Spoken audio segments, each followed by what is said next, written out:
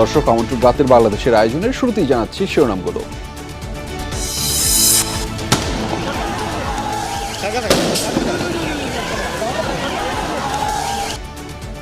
অসহযোগ আন্দোলন ঘিরে সারা দেশে নজিরবিহীন সংঘর্ষ, ২০ জেলায় ৮৬ জন নিহত, বিভিন্ন জায়গায় হামলা ভাঙচুর, আগুন, ধাওয়া পাল্টা ধাওয়া।